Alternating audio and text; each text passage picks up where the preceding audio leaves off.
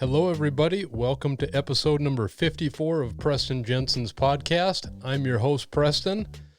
Tonight, we've got a repeat guest. James Jensen is coming on the show to talk a little bit more about real estate. James, welcome to the show. Hey, thanks for having me. I've got a whole list of questions. We probably covered some of the stuff in the first episode, but hopefully we'll get a bunch of other stuff. Hopefully things that people are very interested in. Right off the bat, why is the market so hot right now?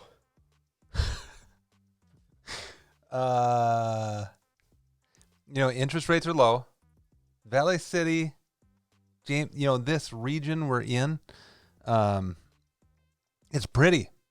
And we have, our area was ahead of the curve when it came to like fiber optic internet, because we can be running, especially for all those people who work from home, you can be working faster on like a rural property outside of Valley City than you probably can in a condo in some big city in California, because it's all fiber optic internet.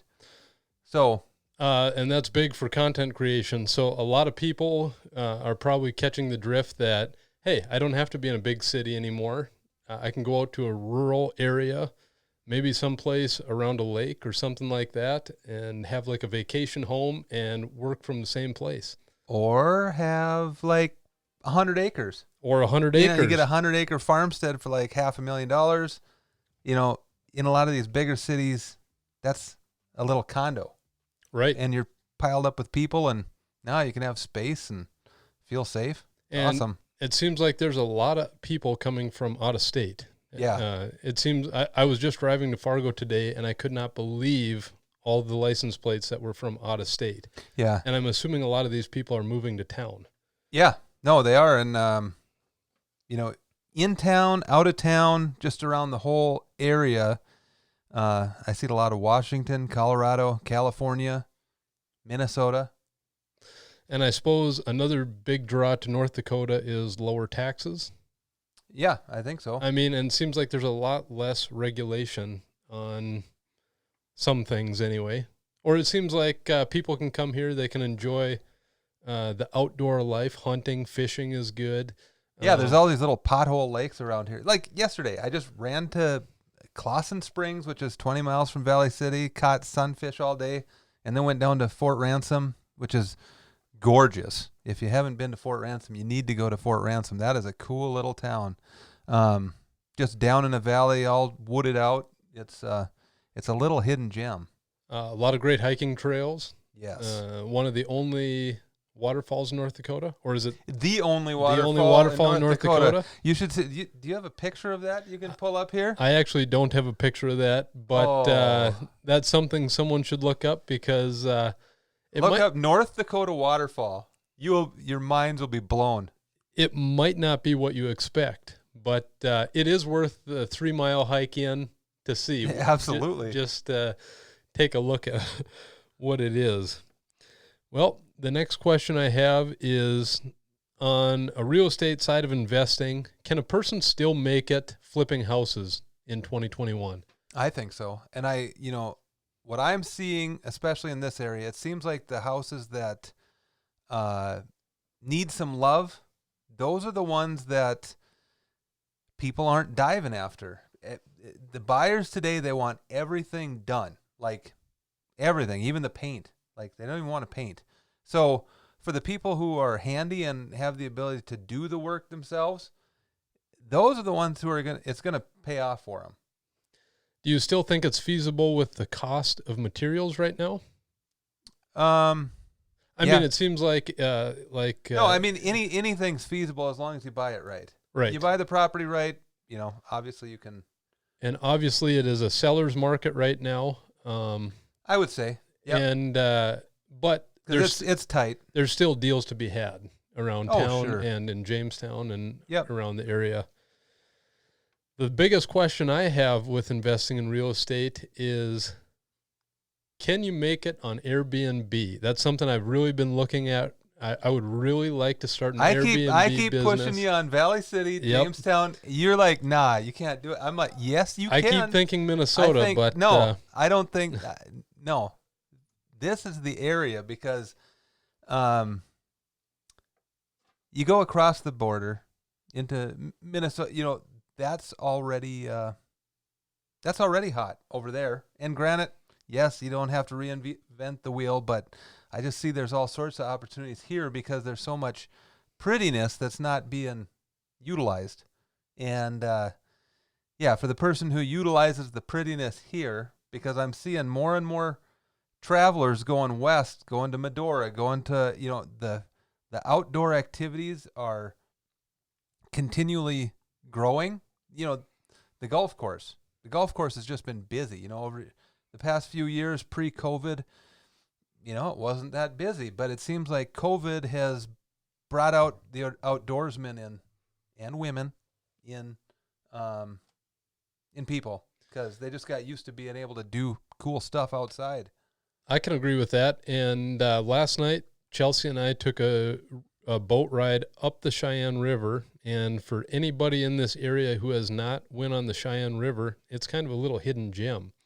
And I noticed last night there was 5 kayakers coming down the river, and usually in the past I haven't seen anybody, and I think that is just a big opportunity for people to get out, enjoy the river, put their boat in at wherever, I guess, and enjoy the Cheyenne River because it is a pretty river system. Yeah, especially winding through town too.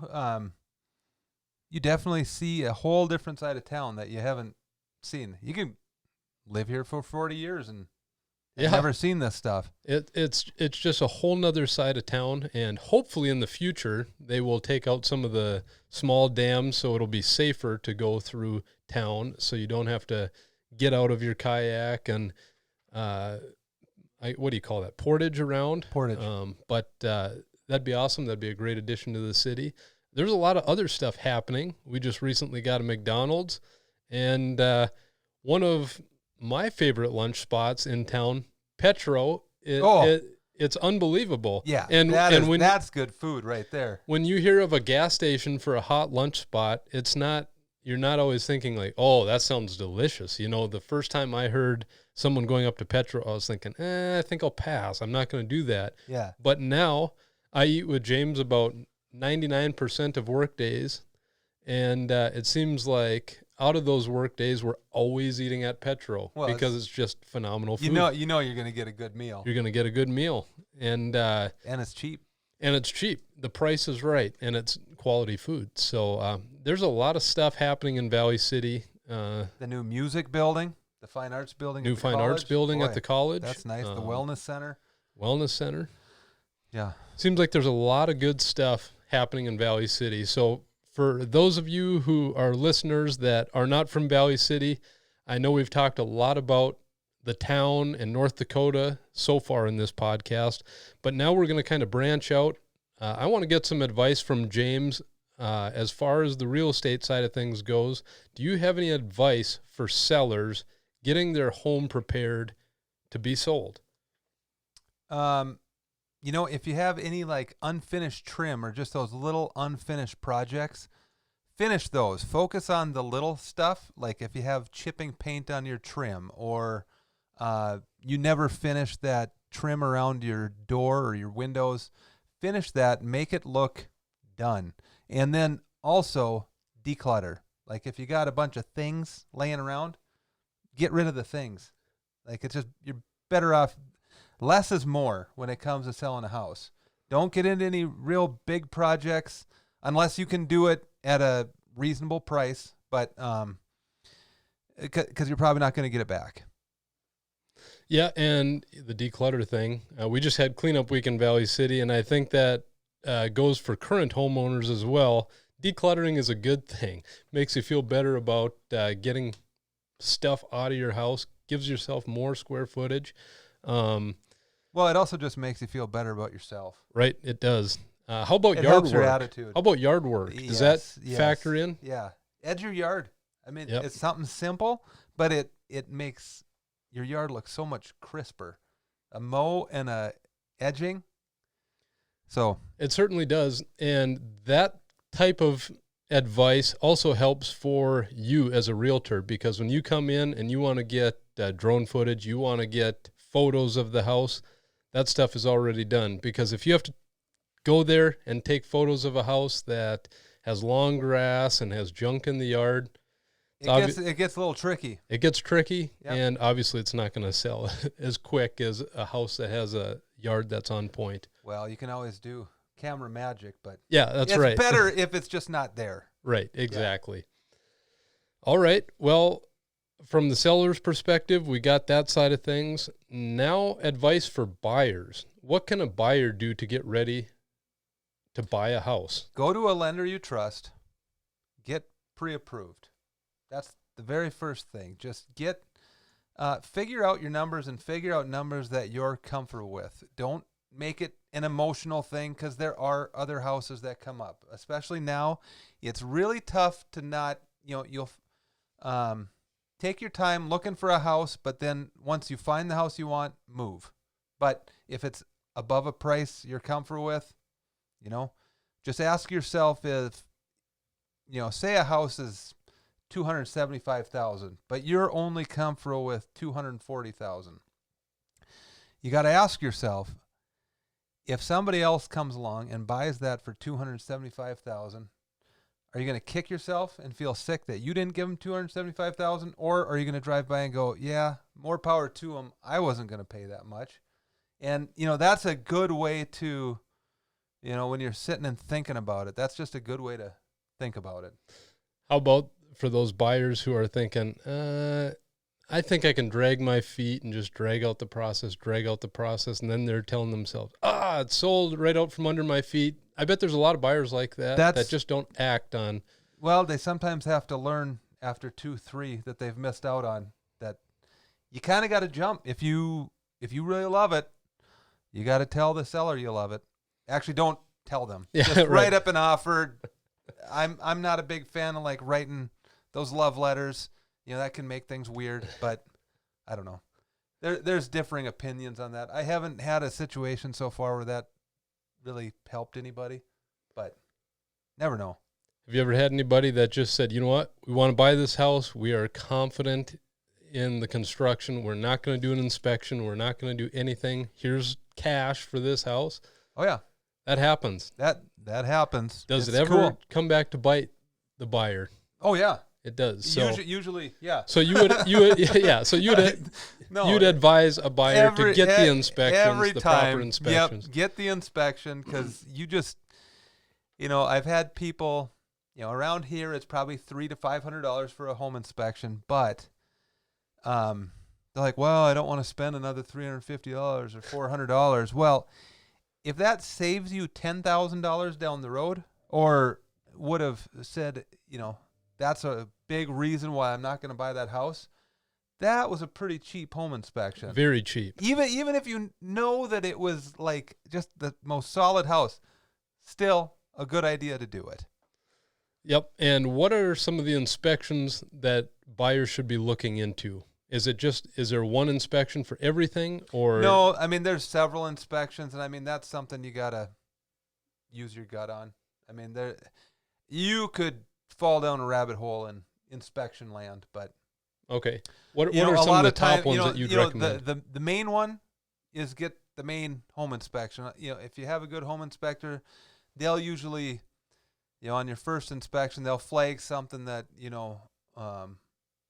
they'll flag potential microbial growth. They haven't tested it to see if it's mold. They'll call it microbial growth. And then you may want to move ahead to a more advanced inspection to see if you have black mold or anything else nasty. Maybe it's just something's on the surface and it's dead, and you can kill it with some vinegar water. But usually a good inspector will give you guidance on where you need to go. Or that's a red flag. You have you're walking in the backyard and it just smells like sewer. Well, you might have a sewer in your backyard, and it's just Oh. underground. Something's broken. Yeah, well, that seems like big red flags to me. I wouldn't want any of that stuff. So I know Yeah. I'd always, if I was buying a house, if I had any microbial growth or anything like that, I would definitely get the follow-up inspection just to make sure nothing more is going on under the surface. Yep. Well, I want to shift gears a little bit here. We're going to have kind of a short show tonight, but unless you want to keep talking about other stuff. Let's talk about some cool stuff. Well, what do you want to talk about? What's the coolest thing you can think of at the moment? Golfing. Golfing? Yeah. All right, let's hear it. Well, how do you feel about it? Are you pro or I'm a big fan of golfing. I don't get to do it near as much as I'd like to, but I know you've got a new schedule golfing every morning. Yep. That's the plan for the summer. I'm gonna go out at like 6:30 every morning because every summer I say I'm going to do it. This year I'm actually going to do it because it seems by the time I'm done in a day it's about 7 p.m. and now it's too late. That's good advice for anything. If you're looking to go do something, or if you've always wanted to do something, just get out there and do it, because a lot of times things like this just slip by, and then you're always saying, oh, I wish I would have done this. Yeah. I wish I would have done this. So, yeah, I'm not messing with that anymore. No, that's good. That's great advice. What else is cool? Rock polishing? Rock polishing yep. Lately? I haven't done any rock polishing, but I've helped you find rocks. Yeah. James That's and his son hobby. Clark has been... well, it's just your first round, right? Oh, yeah. So we don't know if it actually works yet. It might not work. It might not work, but it's been going for how long? About a week, a little over a week now. And it's kind of a cool hobby because it's up to a month. Oh, yeah, right? it's a month. There's like 4 steps I'm learning. So you have like a coarse grit right away, and then it goes on to like less coarse grit, and then a little finer yet, and then the final round, I think it's like some plastic material that puts a final polish on it. It's pretty cool. Sounds pretty cool. So after 1 week, can you tell a difference? Oh, yeah. Big difference. Big difference. Okay. Yeah. Those rocks are looking nice. And the final thing is supposed to look like the rocks that you see at like a gift shop, right? Actually polished, or do you have to put like a coating on the rocks? No, after? that's the final. That's the final. Yeah, all right. It gets that polish. Well, I'm sure people are dying to hear more about rock polishing, but actually the last thing I had on here was fantasy baseball. Oh. We're in a fantasy baseball league, and this was the whole spiel for tonight. I was going to get James on my podcast, and now I'm going to get him to spill the beans on his secrets behind managing a fantasy baseball team, because for those of you who do not know, James has been either 1 or 2 for several years in our fantasy baseball league. I don't know how many years we've been doing it, but it seems like you're always at the top. So what's the biggest advice you can give all of those fantasy baseball players out there? Don't watch baseball. Yeah, I think that's don't it. watch the games. Just follow the stats. Don't get attached to any player. If they're doing crummy, dump them. Fire them fast. They're just dragging you down. So you got to get in there and manage them. You got to give them pep talks regularly, and tell these guys to step it up. That is probably good advice, because I always draft my favorite players, and I don't care if they're slumping or what, or if they're on the injured list. I'm keeping them because they're my favorite players. I don't want to get rid of them, and that comes back to bite me every single year. Every year. So it seems like if you watch the waiver wire and watch the transactions James is doing, like he said, it does not matter if it's the best player in the MLB. If they're not performing, they're gone. And there's always like new up and coming guys. Like watch the waiver wire. Pay attention to AAA. Who's doing what in AAA? Because they're probably going to get called up, like Acuna. Yep. Oh man. See, guy's an animal. That's the problem for me. I love watching baseball, and I'm constantly watching, and then James will send me a text, hey, I just picked up so-and-so, and I'll be like, nice try. That guy, never heard of him, and the next week he'll be the next big thing. So the baseball scouts in real life should probably get a hold of them to see who's going to be the new up-and-comers, because it always seems to work out. It's very frustrating for me and my friends, because obviously we watch a lot more baseball than you do, but I just follow the stats. Seems to be working out. So, and it seems like baseball in general is moving towards stat casting and stuff like that. You look at the general managers; they're seems like most of them now are playing Moneyball, and they're following the stats and building teams around that. But another big tip is smack talk. Yeah, like, you got to get in your opponent's heads. Yep. And that's always happening too. You start making bad decisions. Yep, that's right. So if you ever want to be totally frustrated, add James to your fantasy baseball league or fantasy football, or you don't really play fantasy basketball. No. But not a big – I just can't even get into the stats of fantasy NBA basketball. I guess to be honest, I've kind of lost interest in the past few years too, and it's just because of how the game is reffed. They don't call traveling a lot. They don't call a lot of big stuff, and it seems like the players are always complaining whether it's a good call or not, and it's just I'm kind of over it. Yeah. And another thing is my favorite team, the Minnesota Timberwolves, have not had a very good team for good run ever. Not really. ever. You know, I mean, think they made the playoffs like once. Oh, they've made the playoffs several times, but Kevin Garnett. Well, yeah, KG, obviously the best player ever for the Timberwolves. Yep. I wish we could get him in an ownership position, but I don't know if that's ever going to happen. But then A-Rod just he did. Yeah, they just bought the team, and now there's some sort of hang-up, I guess, because they didn't stipulate that the team couldn't be moved or something. I don't know. I haven't been following it too closely, but I'll have to pay attention to that, because if the team moves, I guess I'm kind of off the hook as a Minnesota Timberwolves fan. You can just move on. Be a free agent, move on to one of the teams that wins. So who would you go to if you picked?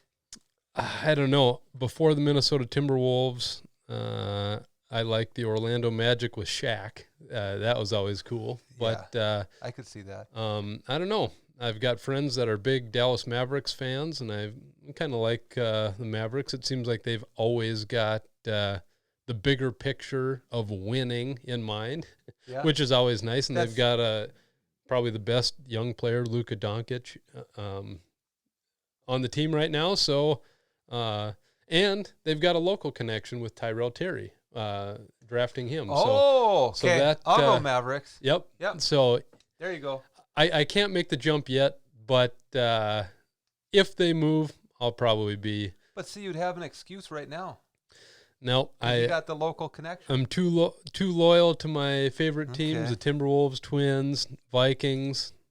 Actually, believe it or not, I am not a big hockey fan at all, but this past week I did watch playoff Minnesota Wild hockey, and every year they suck me in. I watch them, they lose, and that's exactly what happened. They lost in Game 7 to the Golden Knights, so very disappointing. However, as a Minnesota sports fan, you just kind of get used to getting disappointed. That's just what it is. That's what it is. And that's why we love them. That's why we love them. Yep. So one of these years, they're going to surprise us. You're spoiled. You actually got to go to a World Series game. 1987. And got to witness that. So I'm jealous of that. So one of these years, my favorite team is going to surprise me. And that'll be big time for me. I will probably bawl my eyes out once that happens, when they actually win a championship for me. And not bawl your eyes out like 98 Vikings. Oh, that one still pains me. Yeah.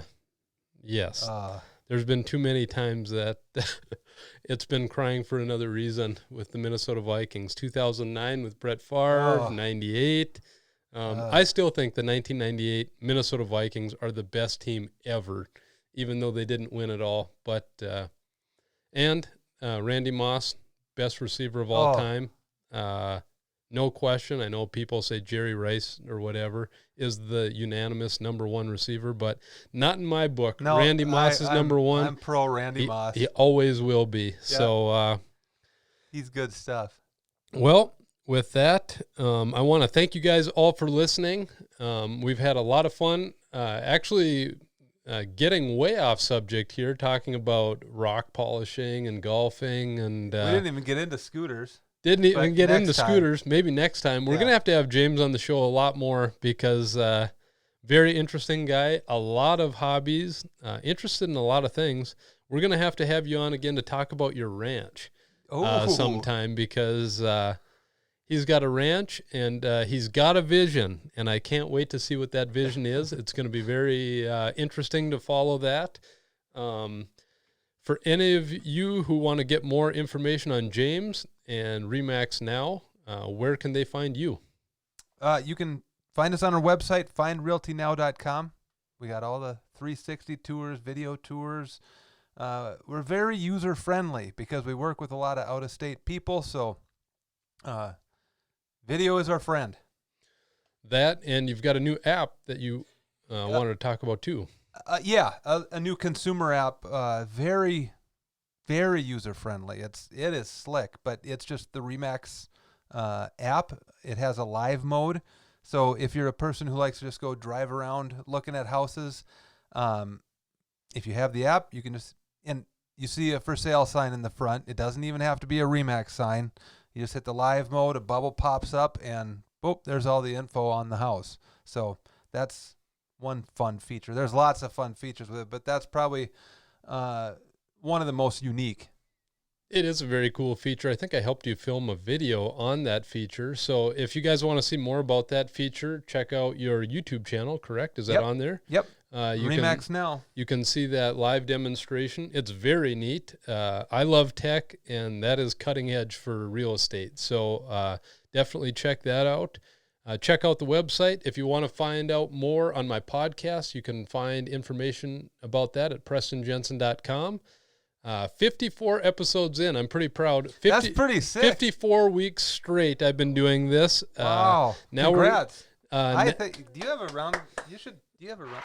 Yeah, there it is. Yeah. There it is. We did it. 54. 54. Yep.